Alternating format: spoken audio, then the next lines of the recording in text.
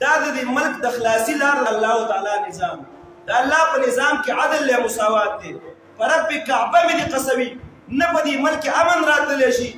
نه د ملک معیشت ټیک کېدلی شي نه کونډې کمېدلی شي نه یتیمان کمېدلی شي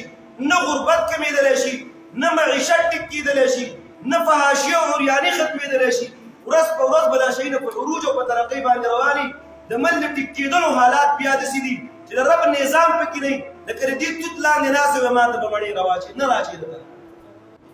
د رب په نظام کې چې کوم دی نو هغه امن دی امن څه جوړ کړي دي هلته جلسه وکړه امن غواړو هلته راشي فقط د امن په جلسه کې هم نه بیرته وجېږي نو څنګه امن غواړي په دې شیانو باندې امن نه راځي د امن نسخې استعمالول انصاف راولي د عدل نسخې استعمال کا قتل مرجوب لختمه د قصاص قانون رایج کا یو سړی زوړن که چې د بل ایستلی نو ښار په چوک کې زوړن کو قصاص یې کړو بیا د څوک چاته پورته وګوري که نه خو قاتل په رڼا ورځې د ښار د بازار په چوک کې په 12 بجې باندې د لیوي والا د سکاوټ مخې ته قاتل ورکېږي نو چېرته ورکېږي دا ځمکه راکاږي دا څوک راکاږي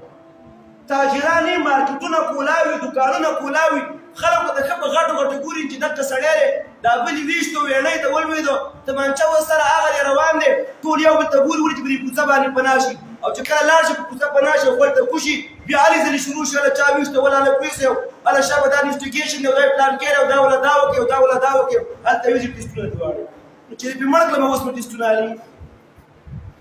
اوس مې ټېسټونه اوس جړاګانې لکه څه معنی لري اوس هله ګولې څه معنی لري په هغه ټیم کې لږه هله ګوله وی چې ونوتې والله چې لاړې پرې ورته کړي وی قاتل د بازار نه شي چې لاړې پرې ورته کړي وي قتل چرګولی وژل ګران کار دی او زما د من قاتلان دومره لکه زورور دي چې سړی ولې د خلکو منځ کې روان خو من بې غیرته شي تپوس نه شو کولی موږ دا یې ویشتو جنازه به د ده په کور وردن نه شي د ده ابۍ بوره شوله ښځه یې کونډه شوله زه به ژوندې تا وکړم نن ما وژني سبا تا وژني خدای بنده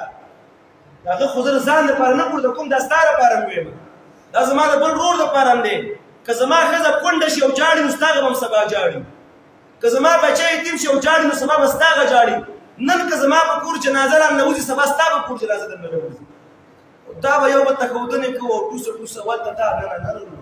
اتفاق باندې ملک دی د ملک وفادار خلک وي په لوږه کې مې پرې نه ښودو په دماکو کې مې پرې نه ښودو او ته چې فارغېږې او د دې ځکې نه ځې او ستا پنشن والي د هغه ځکې نه ته د هغه ځکې نه اسلام آباد نه لندن ته تللی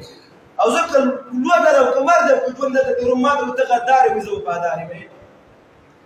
غلبېل راپاڅول کوزې ته وچې په تا کې پوسو ځان له 5 منټه نشي سارېدلی او ما د دې هر څه سره قبول کړی دی او داسې پرې خفه کېږم لکه سړی چې په خپله مور باندې خفه کېږي په ملک باندې به څوک نه خفه کېږي په خاوره به څوک نه خفه کېږي په دې کې موږ خپاړې کړي دي په دې کې موږ لو شوي یو خو د ملک د نظریې څخه غداري روانه ده چې پاکستان کا مقصد کیا لا